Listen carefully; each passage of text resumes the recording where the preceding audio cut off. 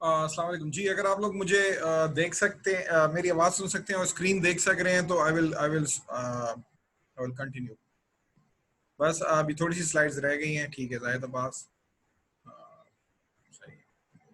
Okay जी। जाहिद अब्बास वासिक और वो कह रहे हैं कि देवी फातिमा थैंक यू। तो लेट्स मूव ऑन। इस पे बात हो गई कि देखें वॉल्यूम और टाइप ऑफ इक्विपमेंट भी चूज करना एक डिजाइन का एक बहुत बड़ा पार्ट है प्रोसेसिंग प्लांट के हवाले से। प्रोसेसिंग प्लांट के वाले से एक और चीज़ बहुत इंपॉर्टेंट है और वो है कंजम्पशन ऑफ केमिकल्स। देखें हमें केमिकल्स चाहिए लीचिंग के लिए, हमें केमिकल्स चाहिए ऑक्सीडेशन के लिए, हमें केमिकल्स चाहिए हाइड्रोजन पेरोक्साइड जैसे इल्यूशन के लिए, हमें केमिकल्स चाहिए। फिर प्रिसिपिटेशन के लिए हम अमोनिया ये डालते हैं। तो इन सब चीज़ों के लिए हमें we need a lot of chemicals in the plant. तो इसकी जब आप प्लांट को डिजाइन कर रहे हो तो ये चीज फिजिबिलिटी स्टडी के अंदर ये बड़ा जरूरी है कि आपको पता होना चाहिए कि केमिकल्स कितने कंज्यूम होंगे और फिर उनकी कॉस्ट एवेल्युएशन करना भी बहुत जरूरी है। सो ये वो सारे फैक्टर्स हैं। अगर हम इसको जो पैरामीटर्स हैं डिफरेंट जो हमें देखने पड़ते हैं प्लांट को डिजाइन करते हुए, कितना उसकी उसकी इक्विपमेंट, फिर resin type of resin select करना, रिजन कॉलम की हाइट, उनका वॉल्यूम डिसाइड करना, इल्यूशन के लिए डिफरेंट केमिस्ट्री हम यूज़ कर सकते हैं, प्रेसिपिटेशन के लिए डिफरेंट केमिकल एनवायरनमेंट हम चूज़ कर सकते हैं। ये फिर प्रोडक्शन आपने कितनी लेनी है, फिर आपका यूरेनियम का जो ग्रेड है वो कितना आ रहा है। ये वो सारी चीज़ें हैं जो हमें देखनी होती हैं इससे पहले कि हम एक आईएसएल का प्रोसेसिंग प्लांट डिज़ाइन करें। मैं इससे पहले भी बात कर चुका हूँ कि हमारा जो इन सिचु लीचिंग माइनिंग के अंदर जो हमारी तरफ से यानी माइनिंग इंजीनियर्स की तरफ से जो हमारा फाइनल प्रोडक्ट होता है वो येलो केक होता है U3O8। तो वेल फील्ड के ऊपर हम पहले तो उसको क्या करते हैं, यूरेनियम ऑक्साइड को हम लीच करते हैं, उसको फिर पंप करते हैं, उसको आयन एक्सचेंज से गुजारते हैं, उसकी इल्यूशन करते हैं, प्रेसिपिटेशन करते हैं और आखिर में हम ड्राई करके येलो केक प्रोवाइड करते हैं फर्दर प्रोसेसिंग के लिए। इसको हम थोड़ा सा देख लेते हैं। मैं काफ़ी इस पर बात कर चुका हूँ, मैं इसको आपको इसकी वीडियोस भी दिखा चुका हूँ कि येलो केक की जो प्रोडक्शन है उसका मामला क्या है। अभी तक हम क्लियर हैं कि इंजेक्शन वेल लग चुके, वहाँ से यूरेनियम लीच हो रही है और लीच होकर लिग्जीवेंट के थ्रू लिग्जीवेंट के अंदर वो जा रही है प्रोसेसिंग प्लांट में। अब वहाँ पे येलो केक कैसे बनेगा हम ज़रा इन स्टेप्स को देख लेते हैं। अच्छा, इन स्टेप्स के अंदर शामिल हैं जब लिग्जीवेंट एंटर होता है हमारे प्रोसेसिंग प्लांट में तो एक तो फिल्ट्रेशन हम करते हैं लीच लिक्विड की। फिल्ट्रेशन बड़ी ज़रूरी है, ये पहली चीज़ है जिससे हमारा लिग्जीवेंट गुजरता है। उसके बाद हमारे पास एड्जॉर्प्शन सर्किट होता है, एड्जॉर्प्शन सर्किट के बाद हमारे पास इल्यूशन सर्किट होता है, इल्यूशन सर्किट के बाद हमारे पास एब्जॉर्प्शन सर्किट है, फिर इल्यूशन सर्किट है, फिर प्रिसिपिटेशन होती है और फिर हम अपने प्रिसिपिटेट को ड्राई करते हैं और उसको पैकेज करके आगे फर्दर प्रोसेसिंग के लिए हम भेज देते हैं। फर्दर प्रोसेसिंग में मुराद आप सुनते होंगे बार बार यूरेनियम इनरिचमेंट है, तो वो बेसिकली मैं उसकी बात कर रहा हूँ कि वो यूरेनियम इनरिचमेंट होती है। वो बेसिकली केमिकल इंजीनियरिंग के अंडर चला जाता है। हमारा काम येलो केक पे खत्म होता है। हम देखते हैं एक एक करके इन स्टेप्स को देखते हैं। सबसे पहला स्टेप फिल्ट्रेशन का है। जैसे ही आपका लीच लिक्विड आता है, लीच लिक्विड के अंदर जारी बात है आप सॉरी जो आपका लिक्विड है उसके अंदर सस्पेंडेड सॉलिड्स जो होते हैं वो तकरीबन 50 से 200 ग्राम पर डेसीमीटर क्यूब के अंदर जो है वो आपके this is if you are the host log in to start this meeting, the host has another meeting in progress। No, ये आपने कोई और फिर क्लिक कर दिया होगा, आप उस पर क्लिक करें ना जो नासिर जो अभी हम चला रहे थे, जो लिंक आज मैंने शेयर किया ना, ये डिफरेंट है। जो लिंक मैंने आज शेयर किया ये डिफरेंट है, ये मेरा पर्सनल वो नहीं है। तो आप उस लिंक पे क्लिक करें। हाँ आई थिंक ये ठीक है जाहिद, थैंक यू।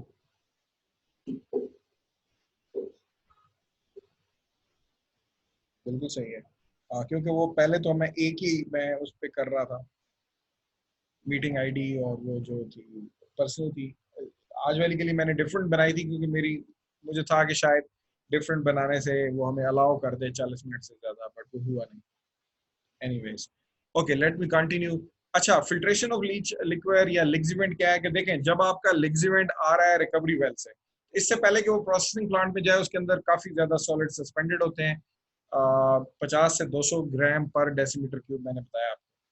तो अब आपने जो प्रोसेसिंग प्लांट है आपका, उसके अंदर जो आप आयन एक्सचेंज चैम्बर यूज कर रहे हैं या जो आप उसके अंदर रेजन्स यूज कर रहे हैं, फिर आप उसके अंदर जो इल्यूशन चैम्बर यूज कर रहे हैं, ये उसकी टाइप पे डिपेंड करता है कि आपने इसको कितना क्लीन करना है। देखें, आप किसी भी चीज को उतना क्लीन करेंगे जितनी रिक्वायर्ड होगी, क्योंकि उससे ज्यादा अगर आप प्रोसेस की तरफ जाएंगे तो उसकी कॉस्ट है। तो हम वहां पे अपने प्रोसेस को रोकते हैं जो जरूरी हो, जहां पे हमें मैक्सिमम एफिशिएंसी मिल जाए। तो इस हवाले से ये बड़ा ज़रूरी है कि कुछ केसेस में हम सिर्फ हम इस तरह के सेटलिंग पॉन्ड्स बना लेते हैं। तो आपका जब क्या आएगा, आपका लिक्सिवेंट आएगा प्लांट उधर से रिकवरी वेल में से, जैसे ही वो आएगा हम उसको सेटलिंग पॉन्ड्स में इंट्रोड्यूस करेंगे। वो पहले के अंदर जाएगा, दूसरे के अंदर जाएगा, तीसरे, और फिर आगे वो पंप हम कर लेंगे उसको। तो ये सेटलिंग पॉन्ड्स से गुजारने का मकसद ये है कि उसके अंदर जो सस्पेंडेड सॉलिड्स हैं वो, अब याद रखिएगा, उसके अंदर जो यूरेनियम है वो in the form of ions है, not in the form of suspended solid है। तो ताकि सस्पेंडेड सॉलिड बैठ जाए, वन थिंग।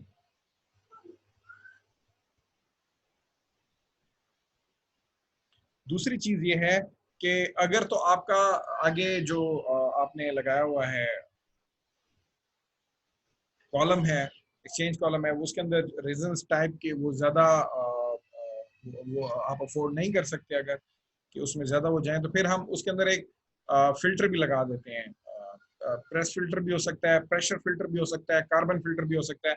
ये आप एक देख रहे हैं प्रेशर फिल्टर है, इसके अंदर आपका जो लिक्विड है यहाँ से ऐड होता है, फिर वो इधर ये जो सैंड और ये नोजल्स में से गुजरता है, और एयर क्या करती है इसको, हम एयर के जरिए हम प्रेशर इसके ऊपर देते हैं।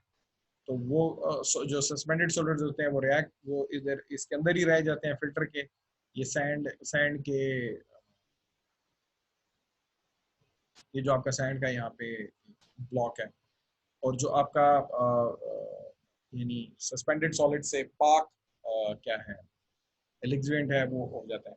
अच्छा, अब इसको ये देखिएगा, ये प्रोसेसिंग प्लांट में ये पहला स्टेप है फिल्ट्रेशन का, कि आप अपने लिक्विड में से फिल्टर के जरिए, सेटलिंग पॉन्ड के जरिए या बोथ की कम्बिनेशन के जरिए आप क्या करते हैं, सस्पेंडेड सॉलिड्स रिमूव कर देते हैं। जब सस्पेंडेड सॉलिड्स रिमूव कर देते हैं, उसके बाद जो हमारा नेक्स्ट स्टेप है वो क्या होगा? जी, कोई बता सकता है what is the first step after filtration? हम प्लांट में क्या करते हैं?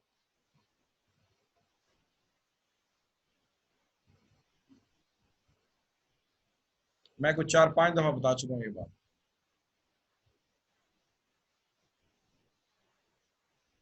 You can type in the WhatsApp adsorption circuit, बिल्कुल सही है। एड्सॉर्प्शन सर्किट होगा हमारा, क्योंकि अब हमने लिक्विड में से यूरेनियम आयन को निकालना है, और उसके लिए एड्सॉर्प्शन सर्किट होता है। और एड्सॉर्प्शन सर्किट के अंदर बेसिकली एक आयन एक्सचेंज कॉलम होता है, इसके ऊपर मैं काफ़ी बात कर चुका हूँ। आयन एक्सचेंज कॉलम में क्या हो रहा होता है, यहाँ पर अगर आप देखें, ये आयन एक्सचेंज कॉलम है आपका। आप क्या करते हो कि इसके अंदर जो एक रेजन ये भरा हुए हैं, ये जो आपको बीड्स नजर आ रही हैं, आप इसके ऊपर से पंप करते हो लिक्विड, वो लिक्विड में से जो एफ्लुएंट है वो इधर चला गया, जो जो जिस बैरन जिसे कहना चाहिए, और जो ये जो रेजन होता है इसके ऊपर अटैच हो जाता है। अब रेजन में हो क्या रहा होता है, देखें, अगर आप अल्कलाइन लीचिंग कर रहे हैं, ये देखें, ये यूरेनियम आयन है, यूरेनियम आयन इस फॉर्म में होगा, यूरेनियम कार्बोनेट की फॉर्म में। और अगर आप देखें एसिड लीचिंग कर रहे हैं, ये वो लीचिंग है जो आप कहाँ कर रहे हैं, वेल्स के अंदर, तो उसमें आपका जो यूरेनियम आयन है वो इस फॉर्म में होगा। तो आप देखें दोनों केसेस के अंदर, अगर हम अल्कलाइन लीचिंग कर रहे हैं, यूरेनियम आयन की केमिस्ट्री, यूरेनियम आयन का जो स्ट्रक्चर है वो चेंज है। अगर हम एसिड लीचिंग कर रहे हैं, उसके अंदर यूरेनियम आयन का स्ट्रक्चर चेंज है। तो दोनों के लिए रीजन भी क्या होंगे, डिफरेंट टाइप के हम सेलेक्ट करते हैं। आप पहले इसमें देखें कार्बोनेट लीचिंग के चक्कर में जो रेजन होता है वो देखें उसने एब्जॉर्ब कर लिया है किसको, उसने अपना ये जो HCO3 आयन था वो लिग्जीवेंट को दे दिया और लिग्जीवेंट में से ये जो यूरेनियम आयन था वो ले लिया। ये देखें, इसीलिए हम इसको आयन एक्सचेंज कॉलम बोलते हैं। तो जो आपका रेजन है बेसिकली वो एक आयन एक्सचेंज का प्रोसेस करता है। जैसे इसी तरह अगर आप देखें नीचे वाले इस सर्किट में, no voice,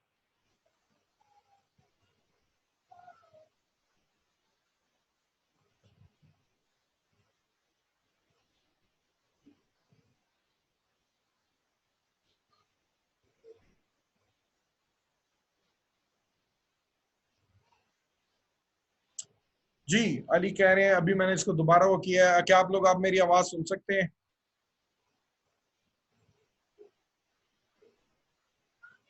voice is clear?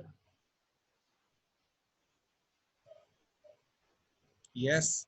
अच्छा मैं इधर बता रहा था, देखें ये आपका रीजन है, ये अपना ये वाला आयन HCO3 आयन क्या कर रहा है, यहाँ पे देखें, ये दे रहा है किसको, लिग्जीवेंट को, ये। और क्या कर रहा है कि ये जो लिग्जीवेंट के अंदर यूरेनियम का आयन था इसको वो खुद ले रहा है। Basically that's what is happening. और इसका प्रोडक्ट क्या है, वो ये है। इसलिए हम इसको आयन एक्सचेंज कहते हैं।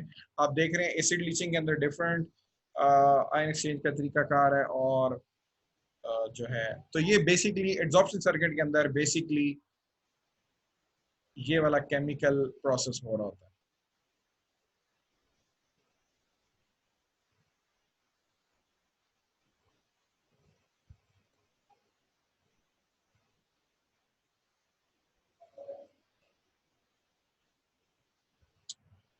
इसके बाद हम आगे चलते हैं, हम ये वॉइस इज ब्रेकिंग। ये बेसिकली अगर आप देखें मीटिंग एरर रीज्वाइनिंग, ठीक है। अच्छा बाकी लोगों को क्लियर आ रही है? मेरे ख्याल है अली को सिर्फ प्रॉब्लम आ रहा है। अगर आप में से किसी को अगर आपको आवाज क्लियर आ रही है तो काइंडली बताइएगा व्हाट्सएप पे। क्लियर है, ठीक है। ये अब इस टाइम आप देख रहे हैं जो ये रेजन कॉलम्स हैं चेक रिपब्लिक के अंदर, जहाँ पे ये जो हमारे जिन्होंने तारिक साहब जिन्होंने ये लिखा है, we should give him the credit. ये जो PDF डॉक्यूमेंट है जहां पर वो ट्रेनिंग के लिए गए थे चेक रिपब्लिक में, ये वहां पर यूरेनियम ये रेजन कॉलम्स हैं। जस्ट टू शो यू, इनके अंदर रेजन होता है और इनके अंदर हम इंट्रोड्यूस करते हैं अपना लिग्जीवेंट। तो यहाँ पर आयन एक्सचेंज टेक्स प्लेस जो मैं आपको पीछे दिखा चुका हूँ। हम आगे चलते हैं।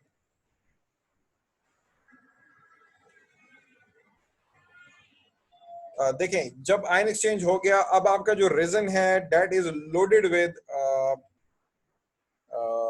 यूरेनियम। ये देख रहे हैं आप, ये देखें, ये अब आपका मैंने आपको बताया था कि ये कार्बोनेट लीचिंग में ये वाला था रेजन और इधर ये वाला था।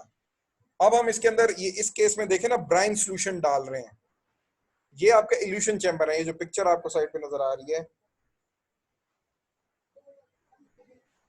ओके ठीक है Ali, thank you for informing अस।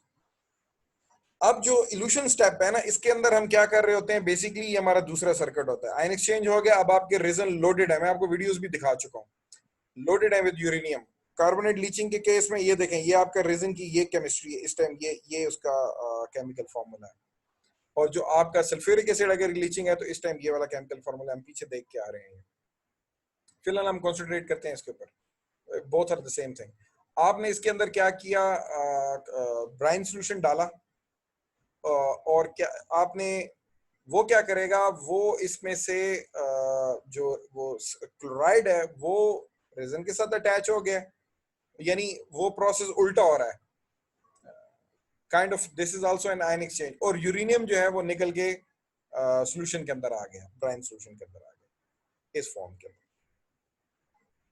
तो इल्यूशन की स्टेप के अंदर आप क्या करते हो, इल्यूशन चैम्बर ये जैसा कि आप यहाँ पे देख रहे हैं, इसके अंदर हम क्या करते हैं, रेजन्स को डालते हैं ब्राइन सोल्यूशन के अंदर, ब्राइन सोल्यूशन जिसमें सोडियम क्लोराइड भी हो सकता है और कुछ और केमिकल्स भी हम डालते हैं। अब क्या होता है कि ये ब्राइन सोल्यूशन क्या करता है, ये रेजन्स में से यूरेनियम आयन को ले लेता है और अपना इसका क्लोराइड आयन एक्सचेंज होता है रेजन के ऊपर। बाद में हम उस रेजन को रीजनरेट करते हैं, उसको क्लीन करते हैं और दोबारा उसको आयन एक्सचेंज चैम्बर में डाल देते हैं। और अब हमारे पास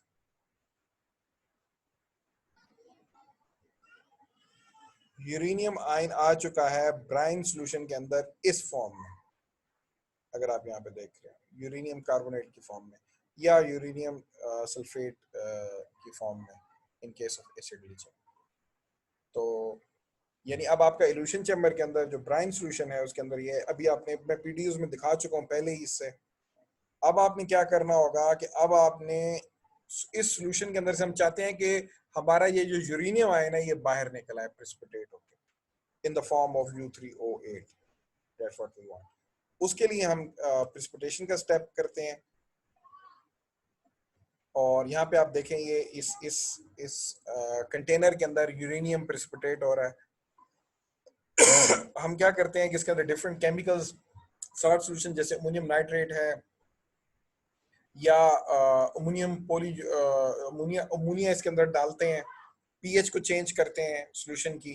तो प्रेसिपिटेशन चैम्बर्स के अंदर क्या होता है कि आपका यूरेनियम जो है वो प्रेसिपिटेट हो जाता है, इस सॉल्यूशन में से बाहर आ जाता है ब्राइन सॉल्यूशन में से। तो वो जो ब्राइन सॉल्यूशन होता है उसको हम दोबारा इल्यूशन चैम्बर के अंदर भेज देते हैं और जो हमारा अब जो स्लरी है उसके अंदर हमारे पास वाटर स्लरी है, उसमें हमारे पास जो सॉल्यूशन है यानी पहले आयनिक फॉर्म में था। ये याद रखिएगा आपका जो जो यूरेनियम था वो आयनिक फॉर्म में था ब्राइन सॉल्यूशन के अंदर। प्रेसिपिटेशन जब हम कराते हैं तो क्या होता है कि वो सॉलिड U3O8 की फॉर्म में प्रेसिपिटेट हो जाता है, लेकिन रहता तो देखें सॉल्यूशन के अंदर ही है ना, एज अ सस्पेंडेड पार्टिकल। जो प्रेसिपिटेशन का स्टेप है बेसिकली इसके अंदर हम उसको फ्रॉम आयन हम उसको लेकर आते हैं इन the form of precipitate by adding ammonia or by adding salt solutions and other chemicals. What we do is we make the uranium ion to precipitate. अब जब आपका यूरेनियम आयन प्रेसिपिटेट कर गया इन द फॉर्म ऑफ U3O8 वो आपको मिल जाएगा। तो अब now after precipitation uranium is in the form of a suspended particle. Now it can be अब आप फिल्टर कर सकते हैं इसको और इसको इस सॉल्यूशन ब्राइन सॉल्यूशन में से निकाल सकते हैं। हम देख लेते हैं। उसके लिए हमने थोड़ी देर पहले भी मैंने आपको बताया था कि जो है वो जब इसको हम पंप करते हैं फिल्टर प्रेस में से गुजारते हैं तो स्लरी में से वो जो वाटर है वो अलग हो जाता है और आपका U3O8 अलग हो जाता है। अगर आपको इसको और फिल्टर करना हो तो हम रोटरी वैक्यूम ड्रम फिल्टर इस्तेमाल करते हैं, उससे और ज़्यादा आपका यूरेनियम जो है वो ड्राई फॉर्म में आ जाता है। फिर उसके बाद भी अगर आप ड्राई करना चाहें तो हमारे पास zero emission vacuum dry pumps भी हैं जिससे यूरेनियम एक येलो केक की शक्ल इख्तियार कर लेता है। तो वंस यूरेनियम येलो केक की शक्ल इख्तियार करता है तो हम उसको ड्रम्स के अंदर पैक करते हैं और उसको हम अगली एक फैसिलिटी पे भेज देते हैं। तो यहाँ पर हमारा जो चैप्टर 7 था उसका मेन पोर्शन खत्म होता है। मैं अब आपको एक लास्ट वीडियो दिखाऊंगा तो हमारा 7 चैप्टर खत्म हो जाएगा। ये बेसिकली हम अभी गो थ्रू हुए हैं कि प्रोसेसिंग प्लांट के अंदर बेसिकली क्या और होता है। यूरेनियम डिफरेंट स्टेप्स को हमने देखा है उसकी केमिस्ट्री को। तो अब एक क्वेश्चन पैदा होता है कि इसके बाद क्या होता है, यानी येलो केक हमारा देखें काम है येलो केक बनाना, लेकिन मेरा ये ख्याल था कि ये 7 चैप्टर में हालांकि नहीं है लेकिन हम इसको एग्जाम में भी इंक्लूड करेंगे और इट्स इंटरेस्टिंग कि हमें पता तो होना चाहिए कि येलो केक के बाद होता क्या है। U3O8 हमने हवाले कर दिया इनरिचमेंट फैसिलिटी को, यानी जो हमारा आईएसएल लीचिंग की वेल फील्ड होगी वहां से येलो केक प्रोड्यूस हुआ U3O8 और वो हमने ट्रांसपोर्ट कर दिया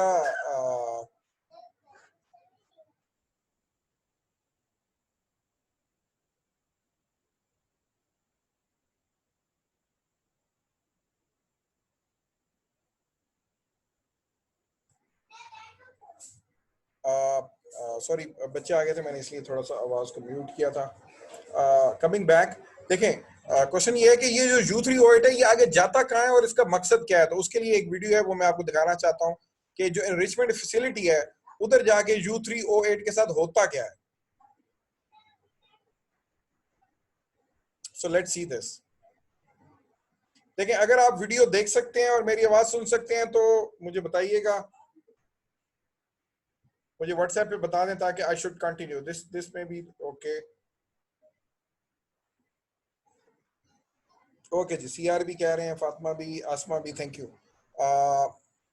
ओके जी, let's see what happens. Industrial process to produce electricity from uranium in nuclear power reactors. ये इंटरनेशनल एटॉमिक एजेंसी की वेबसाइट से ये मतलब ये उनकी वीडियो है। The cycle starts with the mining of uranium and ends with the disposal. और अगर आप देखें ना इसके अंदर क्या हो रहा है कि एक साइकिल है जिसमें आप देख सकते हैं माइनिंग एंड मिलिंग, हम लोग यहाँ पर हैं। आई थिंक ये येलो केक ये भी हम लोगों का काम है। उसके बाद इनरिचमेंट पे चला जाता है। इनरिचमेंट के बाद फ्यूल की फैब्रिकेशन होती है। ऑफ कोर्स हम इसको अभी देख रहे हैं उस तनाजुर में, बिजली पैदा करने के तनाजुर में, और फिर उससे इलेक्ट्रिसिटी जनरेट होती है। फिर जो स्पेंट फ्यूल होता है वो जाहिर बात है उसको स्टोर करना है और फिर उसको डिस्पोज करना है। तो ये बेसिकली एक साइकिल है। इस साइकिल को के पहले दो पार्ट्स में हम एक्टिवली इन्वॉल्व हैं, लेकिन हमें पता होना चाहिए कि अगले स्टेप्स क्या है, ताकि एक क्यूरियोसिटी होती है वो इंसान को पता होनी चाहिए। spent fuel and other radioactive waste. As the first step of the nuclear fuel. यहाँ पे आप देख सकते हैं कि माइनिंग भी हो रही है यूरेनियम की और इन सिचु लीचिंग भी हो रही है। Cycle. Uranium recovery focuses on mining natural uranium ore from the earth. तो वंस जो है यूरेनियम माइन हो जाता है तो उसके बाद जारी बात है वो क्रशिंग फैसिलिटी में आता है। ये भी हमारा काम है अभी जो हम डिस्कस कर रहे थे प्रोसेसिंग के हवाले से। The mined uranium ore is crushed and chemically treated. ये केमिकल ट्रीटेड है, ये हमारा आयन एक्सचेंज चैम्बर है, फिर उसके बाद हमारा ये इल्यूशन चैम्बर है। To separate the uranium. उसके बाद प्रीसिपिटेशन होती है। प्रीसिपिटेशन के बाद ये देखें फिल्ट्रेशन हो रही है, और फिल्ट्रेशन के डिफरेंट स्टेप्स के बाद हमारे पास एंड पे येलो केक आ जाता है। ये मिलिंग वाला काम भी हमारा है as a mining engineer. This process leaves us with yellow cake. The power. और ये येलो केक मैं बार बार बता चुका हूँ U3O8 है, यूरेनियम ऑक्साइड है। ये अभी तक जो हमने पढ़ा है वो यहाँ तक था। अब ये ड्रम्स के अंदर हमने पैक कर दिया है। यहाँ तक हमारा काम खत्म हो गया था। आज 7वां चैप्टर जो हमने खत्म किया है अब हमारे पास सिर्फ 8वां चैप्टर आएगा जो हमें कल करेंगे। उसके अंदर रिक्लेमेशन के ऊपर बात होगी, ठीक है। सो हमारे पास 10 मिनट है। आई विल ट्राई कि इसी के अंदर मैं फिनिश कर दूं। In general, conversion is a process in which the uranium is converted to a form suitable for enrichment. Natural uranium only contains. अब ये जो हमारा U3O8 है या नेचुरल यूरेनियम है, इसके अंदर सिर्फ 0.71%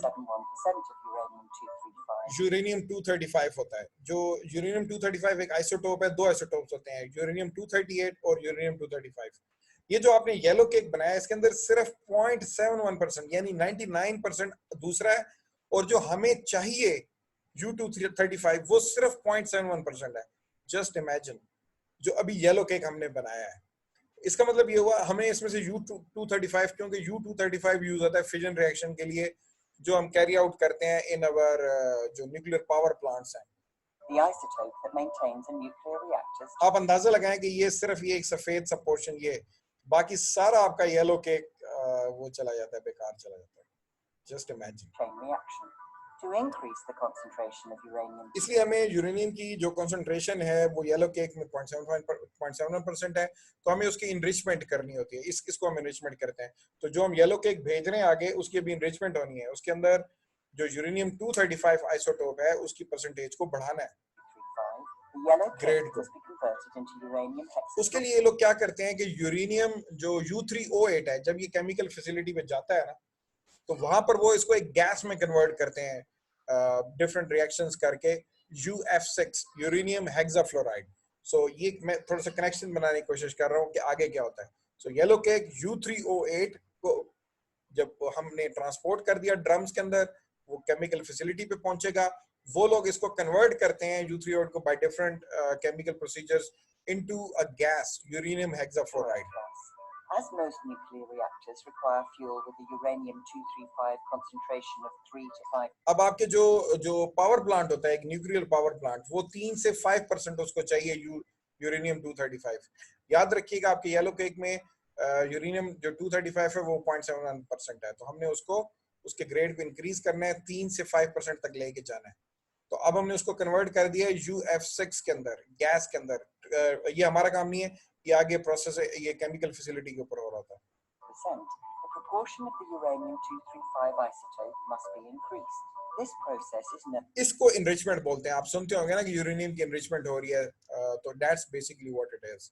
तो अब यहाँ पर UF6 गैस में उसको कन्वर्ट कर दिया।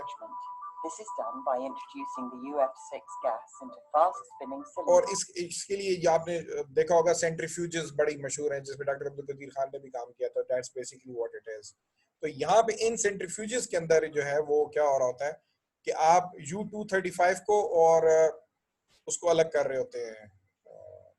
अच्छा, अब इस सेंट्रीफ्यूज के अंदर हो क्या रहा होता है, वो मैं चाह रहा था मैं आपको दिखा सकूं, तो let me show you centrifuge के अंदर हो क्या रहा है, क्योंकि this is what we listen a lot, so we should no.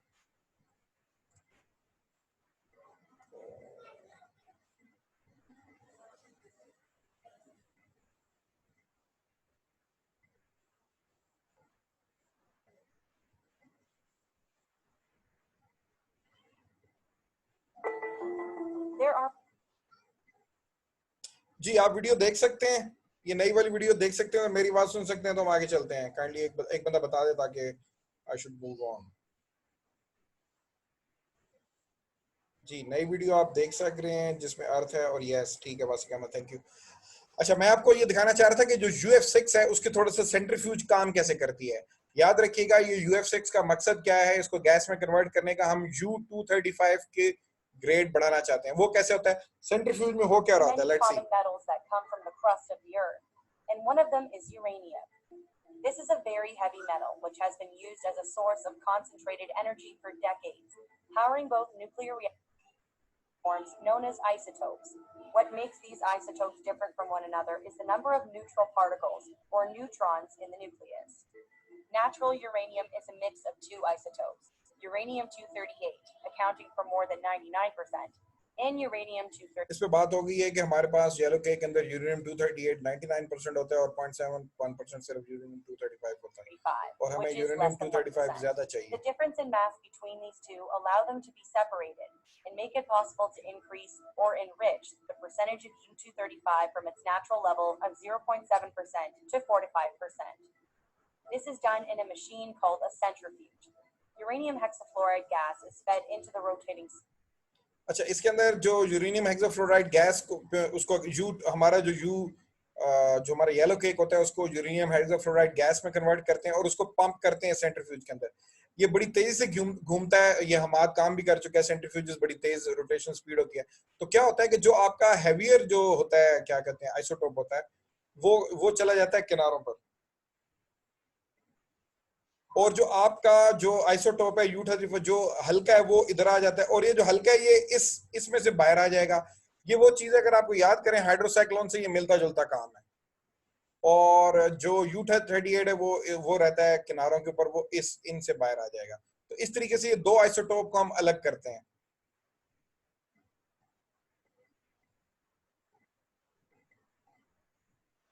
Enriched is fed to the next stage.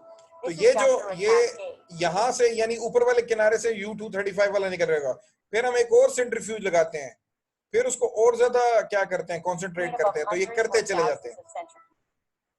और एटॉमिक जो वेपन होता है, याद रखिएगा, आपको मैं दोबारा रिपीट कर दूं, जो एटॉमिक वेपन है उसके अंदर हमें कोई 97-98% U235 चाहिए, और न्यूक्लियर पावर प्लांट के लिए हमें सिर्फ 4 to 5% चाहिए। तो आप अगर आपने वो वेपन बनाना है, atomic weapon, so you will have to have a lot of centrifuges.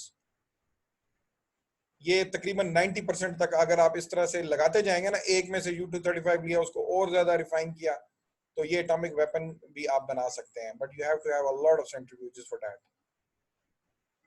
सो यहाँ तक ये बात खत्म हुई उसकी। अब हम आगे चलते हैं, वापस अपनी वीडियो पे आते हैं।